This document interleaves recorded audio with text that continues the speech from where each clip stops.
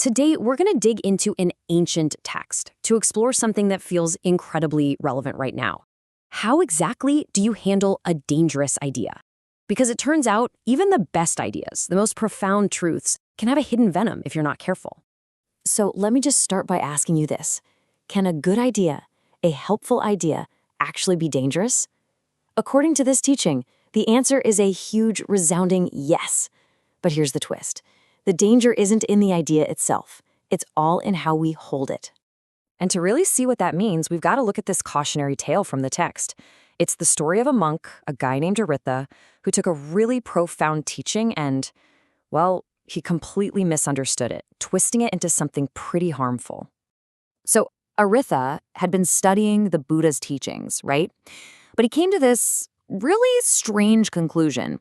He started going around telling people that the very things the Buddha called obstructive, things that get in the way of spiritual progress, he decided they weren't really obstructions at all. He was basically arguing you could indulge in all sorts of stuff and it wouldn't cause any problems. Now, when the Buddha hears about this, his reaction is, wow. It is swift and it is severe. He doesn't just say, you're wrong. He gets to the absolute heart of the problem. And that phrase right there, wrong grasp, that's the key.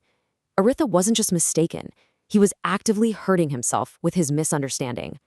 So, to correct this wrong grasp, the Buddha offers one of the most powerful metaphors in all of his teachings.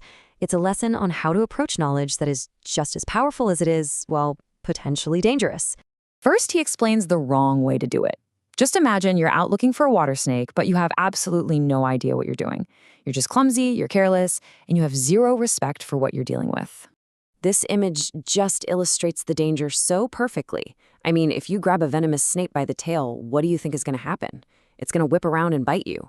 And that is exactly what Aritha did with the teaching. He grabbed it from the wrong end, and it poisoned him, leading to his own suffering.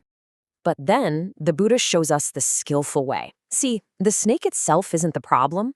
The problem is how you handle it. With the right technique, you can manage it safely. A skillful person, as the text explains, pins the snake down first, then gets a firm, confident grip right on its neck. By handling it with care, with precision, with respect, they control the danger and they don't get hurt. And it's the exact same thing with a powerful idea. So here's the crucial point. The outcome depends completely on your approach. A wrong grasp, a superficial or, a self-serving understanding, that's only going to lead to more pain. But a right grasp, one that's careful and really tries to understand the true purpose of the teaching, that leads to lasting happiness. Okay, so that's the how. That's how we hold an idea. But now we get to the why. The Buddha introduces a second metaphor, and this one shifts our focus from the technique of holding an idea to its ultimate purpose.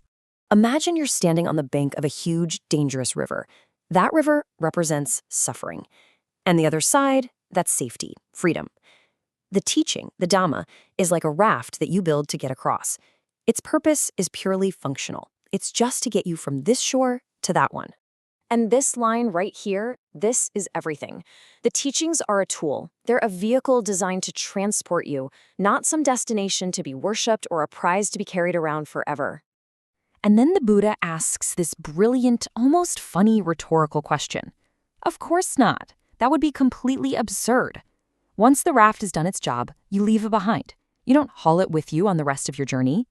Clinging to the tool after it's served its purpose is just another way of being trapped.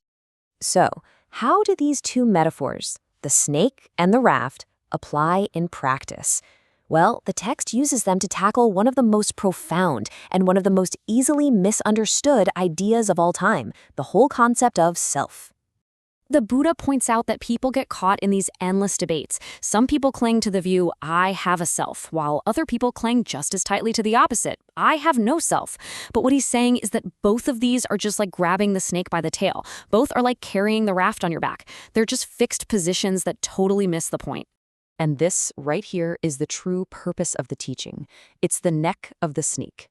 The goal was never to give you a new philosophical belief system about the self. The goal is, and always has been, completely practical, to show you a way to end suffering. The teaching is a tool for that purpose, and that's it. So what do we do with this? How do we actually put this into practice? The text boils it all down to a simple, direct, and just unbelievably profound instruction. This is the action. It's not about adopting some new belief, it's about engaging in a process of release. By letting go of the things we mistakenly identify with, our thoughts, our feelings, our views, our body, we find freedom. That is the other shore. All right, let's bring all this home.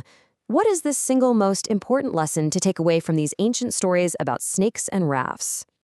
It really is this simple. Ideas are tools, not identities.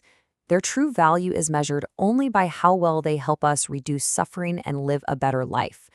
The moment we mistake that tool for our identity, that's when we start grabbing snakes by the tail and carrying heavy rafts on our heads. And so that really leaves us with a final question to ask ourselves. What ideas, what beliefs, what views in your life might have served their purpose at one point, but are now just weighing you down? What rafts are you still carrying on your back long after you've already reached the shore?